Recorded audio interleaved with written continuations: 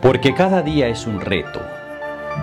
Porque cada día necesitamos sabiduría. Vale la pena buscar al Maestro de Maestros y recibir lecciones para vivir. Este es un mensaje de actualidad para vivir el presente con sabiduría y ver el futuro con esperanza. Este es su programa cristiano, Lecciones para Vivir. Hermanos, bienvenidos a una serie nueva de lecciones. Para esta ocasión, he invitado al empresario Samuel Arturo Sánchez para que nos acompañe en estos estudios. ¿Qué tal, Samuel? Muchas gracias por haber aceptado participar con los comentarios de estas lecciones en esta ocasión. Gracias por haberme invitado. Hermanos, es un placer poder colaborar con el Ministerio La Verdad Presente en la sección Lecciones para Vivir. Seguramente que nos gozaremos al estudiar juntos estas interesantes lecciones. Me siento muy complacido con Samuel. No le puedo llamar de otra manera porque es mi cuñado, así que para mí es Samuel. Samuel Arturo Sánchez es el hijo del pastor Raúl M. Sánchez, a quien muchos conocen, pues fue pionero en la obra adventista en el sur de México y en la obra hispana en los estados de California y Nebraska en Estados Unidos. Bien, pues Samuel es su hijo y es un estudioso de las Escrituras, al igual que su padre, y es un conocedor de las profecías y de los eventos que están sucediendo en preparación para la segunda venida de Cristo. Bien, Samuel, dinos cuál es el título de esta serie y de qué estaremos estudiando en esta ocasión y cuál es el propósito del estudio de hoy. Esta serie se titula simplemente El Santuario. Como adventista del séptimo día, me parece formidable que estemos dedicando una serie completa al estudio de la doctrina del santuario. Es una doctrina que ninguna otra iglesia estudia ni entiende. De hecho, la iglesia adventista se originó como resultado de la doctrina del santuario. La lección de esta mañana se titula El Santuario Celestial, y el propósito es entender la realidad y las funciones del santuario que está en el cielo. Pidamos la dirección de Dios al iniciar este estudio. Amantísimo Padre Celestial, agradecidos estamos por tu presencia y queremos que sigas estando con nosotros al estudiar tu palabra. En el nombre de nuestro Señor Jesús te lo agradecemos. Amén. Amén. Hace unos días leí este dato. Cada 15 o 20 años, desde 1887, un administrador de la iglesia o instructor bíblico ha sido desfraternizado o ha abandonado la iglesia voluntariamente por sus creencias y enseñanzas en cuanto a la doctrina del santuario. Y me resultó preocupante. Dice Elena G. de White en El Conflicto de los Siglos, página 461, el pasaje bíblico que más que ninguno había sido el fundamento y el pilar central de la fe adventista era la declaración: hasta 2300 tardes y mañanas, luego el santuario será purificado. Y en el libro Evangelismo, página 165, dice: la correcta comprensión del ministerio del santuario celestial es el fundamento de nuestra fe. Samuel, ¿crees que debe preocuparnos el hecho de que abandone la iglesia tanta gente por causa de esta doctrina? ¿Por qué? Por supuesto que debe preocuparnos. Hace un momento dije que la iglesia adventista del séptimo día es una consecuencia directa de la doctrina del santuario. Esto nos da la certidumbre de que no somos una iglesia más, sino un movimiento profético. Dios levantó esta iglesia para predicar el mensaje final al mundo, el mensaje de los tres ángeles. En Apocalipsis 14:7, el mensaje del primer ángel es: temed a Dios y dadle gloria, porque la hora de su juicio ha llegado. Esto lo estamos proclamando desde 1844, cuando se inició el juicio investigador. En la introducción a esta serie, mencionamos que es muy difícil que alguien llegue a ser adventista si no acepta la doctrina del santuario. Y si un adventista comienza a dudar de la doctrina del santuario, es muy difícil que confíe en la iglesia y permanezca en ella. En El Conflicto de los Siglos, página 543, Elena White escribió: la intercesión de Cristo en el santuario celestial es tan esencial para el plan de salvación como lo fue su muerte en la cruz. Si es importante entender la muerte de Jesús en la cruz por nosotros, es igual de importante entender esta obra que Cristo está haciendo a favor de nosotros en el santuario celestial. Algunos dicen: Cristo completó su ministerio en la cruz, no 18 siglos más tarde en el lugar santísimo. Si Cristo murió en la cruz para perdonar nuestros pecados, ¿cómo puede el registro de estos pecados ser conservado y revisado durante un juicio investigador? Muchos no entienden esto porque no han estudiado con interés el asunto del santuario. El santuario que edificó Moisés en el desierto era figura del santuario celestial y sus servicios representaban los del santuario celestial. El juicio investigador estaba representado por el día de expiación en el santuario israelita. Esta doctrina del santuario, basada en Daniel, capítulo 8, versículo 14, que dice, hasta 2300 tardes y mañanas, y el santuario será purificado, es lo que nos convirtió en adventistas del séptimo día, y esta doctrina continúa siendo la piedra angular de nuestro sistema de creencias. Por eso sabemos que somos un pueblo profético. Surgimos como consecuencia de la doctrina del santuario. Entenderemos mejor todo esto durante el transcurso de estas lecciones de este trimestre. En su libro El Evangelismo, página 167, agrega Elena White, no ha de quitarse ni un solo ápice de aquello que el Señor ha establecido. El enemigo presentará falsas teorías, tales como la doctrina de que no existe un santuario. Esto es uno de los puntos en los cuales algunos se apartarán de la fe. Hemos visto que tristemente esto ya ha estado sucediendo. Gracias, Samuel. Recuerden, hermanos, cuando Dios tiene un plan específico, algo que aclarar o un acontecimiento que anunciar, Él levanta a un profeta. A la iglesia del tiempo del fin, Dios dio el don de profecía y debemos confiar en sus revelaciones, pues nos aclaran puntos para que haya unidad de doctrina en la iglesia. Bien, pasemos a la primera sección con el título La residencia de Dios. Kevin mide 6 pies 2 pulgadas y tiene 30 años, pero él piensa que Dios vive debajo de su cama. Kevin tuvo problemas al nacer y tiene una capacidad mental de un niño de 7 años. Cuando Kevin ora antes de acostarse, dice, Dios, ¿estás allí? ¿Dónde estás? Oh, sí, ya sé. Estás debajo de la cama. Y al pensar que Dios está allí, duerme con una confianza absoluta. Pero ¿dónde habita Dios realmente? Dijo Salomón en 2 de Crónicas 6:18. He aquí los cielos y los cielos de los cielos no te pueden contener. Cuánto menos esta casa que he edificado. Samuel, ¿qué nos dice la Biblia acerca de la morada de Dios? Veamos Isaías 57:15. Porque así dijo el alto y sublime, el que habita en la eternidad y cuyo nombre es el Santo. Yo habito en la altura y la santidad, y con el quebrantado y humilde de espíritu. Aquí vemos la condescendencia de Dios. Dios habita la eternidad, pero también con los de corazón sencillo. ¡Qué pensamiento tan profundo! El texto que el autor de la lección escogió como versículo de memoria, Primera de Reyes 8:49, dice, Tú harás en los cielos, en el lugar de tu morada, su oración y su súplica, y les harás justicia. Aquí se nos dice que la morada de Dios está en el cielo. Constantemente decimos que Dios está en todos lados, o que es omnipresente, lo cual quiere decir que está presente en todo el universo. Pero por la Biblia sabemos que Dios ha escogido morar en este cielo y que allí está obrando a favor nuestro. El centro de su obra es el santuario celestial, y lo que Dios está haciendo ahí en el santuario es en realidad por nosotros. Dice Apocalipsis 21:3. Y oí una gran voz del cielo que decía, He aquí el tabernáculo de Dios con los hombres, y Él morará con ellos, y ellos serán su pueblo, y Dios mismo estará con ellos como su Dios. En el libro Creencias de los Adventistas del séptimo día dice, es claro que la Sagrada Escritura presenta el santuario celestial como un lugar real y no una metáfora. El santuario celestial es la morada primaria de Dios. La guía del estudio aclara, la palabra hebrea para templo es Hekal, y se deriva de la palabra sumeria Egal, que quiere decir gran casa. Al santuario muchas veces se le llama la casa de Dios. En el Salmo 23:6 dice David, y en la casa de Jehová moraré por largos días. En el conflicto de los siglos, página 467, se confirma, en el templo celestial, la morada de Dios, su trono está asentado en justicia y juicio. En el Salmo 46:4, el salmista hace referencia al santuario de las moradas del Altísimo. Y en el Salmo 18:6 dice, y clamé a mi Dios, Él oyó mi voz desde su templo. El Antiguo Testamento se refiere al santuario celestial como un templo. Conocemos el texto de Habacuc 2:20, Jehová está en su santo templo.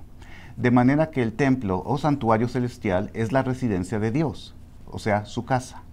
Aunque es difícil entender la metafísica de la existencia de Dios, consintió en morar en tiempo y espacio para estar cerca de sus criaturas, Dios con nosotros. Se cuenta que un rey sabio, cansado de todas las adulaciones de sus cortesanos, caminaba por la playa y les preguntó: ¿ustedes dicen que soy el hombre más grande del mundo? Nunca ha habido alguien tan poderoso como tú, contestaron. ¿Y ustedes dicen que todo me obedece? Sí, el mundo se doblega ante ti, dijeron. El rey dijo: entonces tráiganme mi silla y colóquenla al lado del agua. Rápidamente lo hicieron y al sentarse el rey dijo: la marea está subiendo, ordenaré al mar que no me moje. Y dijo al agua: te mando que no te acerques más, no toques mis pies, vuélvete al océano. Pero las olas llegaron y cubrieron sus pies. Después de pasar el día ordenando al mar que regresara sin tocarlo, el rey se volvió a sus sirvientes y les dijo: aparentemente no tengo tanto poder como ustedes me hacen creer. Quizá ahora recuerden que solo existe un rey que es todopoderoso. Él es quien gobierna sobre el mar y sostiene el universo. Les ordeno que todas sus alabanzas se las dirijan a él. Samuel, ¿dónde se encuentra el trono de Dios? En Isaías capítulo 6, versículo 1. Dice el profeta: vi yo al Señor sentado sobre un trono alto y sublime, y sus faldas llenaban el templo. Aquí notamos que el trono de Dios se encuentra en el mismo santuario, ya que sentado desde su trono, sus faldas llenaban el templo. Esta sección se titula La Sala del Trono. También a Juan se le mostró el trono de Dios en el cielo. Lo relata en Apocalipsis, capítulo 4, versículos 1 y 2. Después de esto miré, y he aquí una puerta abierta en el cielo, y he aquí un trono establecido en el cielo, y en el trono uno sentado. En Salmos 11:4 dice: Jehová está en su santo templo, Jehová tiene en el cielo su trono. La mayoría de las visiones acerca del trono de Dios muestran un tipo de asamblea celestial con Dios como su rey, y generalmente presentan a Dios actuando a favor o hablando a favor de los justos. Sin embargo, es tan raro que los seres humanos pensemos en ese aspecto de Dios. Recuerdo cuando nació el hijo del príncipe William de Inglaterra hace unos cuantos meses. ¡Cuánta expectativa! No solo de los ingleses, sino de todo el mundo. ¿Cuántos periodistas para dar a conocer el gran acontecimiento?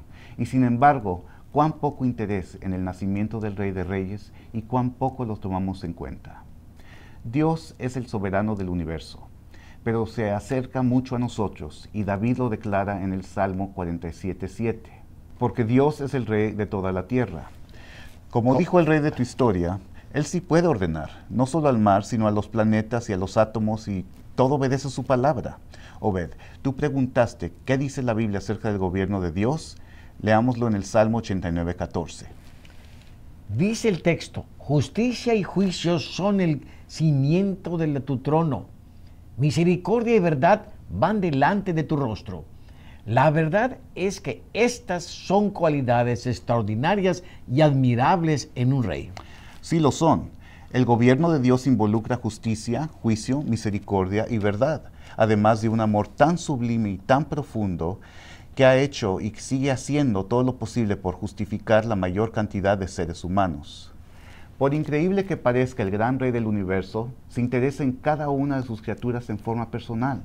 Y Él desea que así como Él es misericordioso y amante con nosotros, que nosotros también seamos con nuestros semejantes.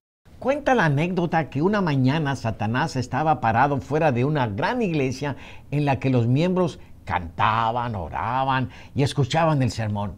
Alguien que pasaba por ahí lo vio y le preguntó si no le molesta ver cómo la gente se reunía para alabar a Dios.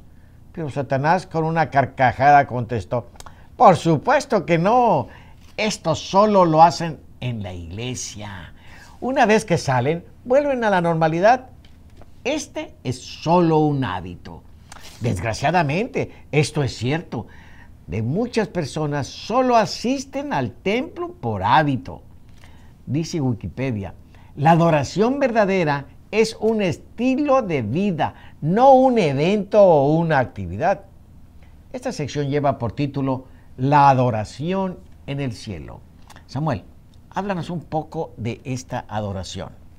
Dice Apocalipsis en el capítulo 4, versículos del 8 al 11, y no cesaban día y noche de decir, Santo, Santo, Santo es el Señor Dios Todopoderoso, el que era, el que es y el que ha de venir. Y siempre que aquellos seres vivientes dan gloria y honra y acción de gracias al que está sentado en el trono, al que vive por los siglos de los siglos, los 24 ancianos se postran y echan sus coronas delante del trono diciendo, Señor, digno eres de recibir la gloria y la honra y el poder, porque tú creaste todas las cosas y por tu voluntad existen y fueron creadas. Y en Apocalipsis, capítulo 5, versículos 12 y 13, dice, que decían a gran voz, el Cordero que fue inmolado es digno de tomar el poder, las riquezas, la sabiduría, la fortaleza, la honra, la gloria y la alabanza. Al que está sentado en el trono y al Cordero sea la alabanza, la honra, la gloria y el poder por los siglos de los siglos. Aquí notamos dos razones principales por las que se adora a Dios. Uno, por ser el creador. Por este único hecho, Dios merece la adoración de todos. Y dos, por ser nuestro Redentor, pues es el Cordero inmolado. En Mensajes Selectos, tomo 3, página 159, Elena White escribió, Cristo tomó sobre sí mismo la humanidad, para que el hombre tuviera vida eterna. Cuán diferente es nuestra adoración en la tierra a la adoración en el cielo. En su libro Experimenta a Dios en la adoración, George Barna escribió, la mayoría de los americanos asisten a la iglesia para satisfacerse o agradarse a sí mismos, no para honrar o agradar a Dios. Afirma que unos pocos dicen que adoración es algo que hacen para Dios, pero la gran mayoría que asiste regularmente a servicios de adoración lo hace por placer y beneficio personal. Agrega que debemos olvidarnos de nosotros mismos y concentrarnos en Él. Dios debe ser el centro de nuestra adoración. En el cielo, el centro de adoración es Dios, no es un cantante o no va a ser un predicador. Ninguno piensa en su comodidad, ni en su placer o beneficio. El tema es el Dios creador, la bondad de Dios y su amor por sus criaturas. Si nosotros pudiésemos contemplar la reverencia de los seres celestiales cuando se dirigen a Dios, seríamos mucho más reverentes en su casa. Con razón exclamó el profeta en Habacuc, capítulo 2, versículo 20. Mas Jehová está en su santo templo, calle delante de él toda la tierra. Hermano, pronto formaremos parte del grupo de adoradores en el cielo. Dice el Conflicto de los Siglos, páginas 736 y 37, a medida que los años de la eternidad transcurran, traerá consigo revelaciones más ricas y aún más gloriosas respecto de Dios y de Cristo.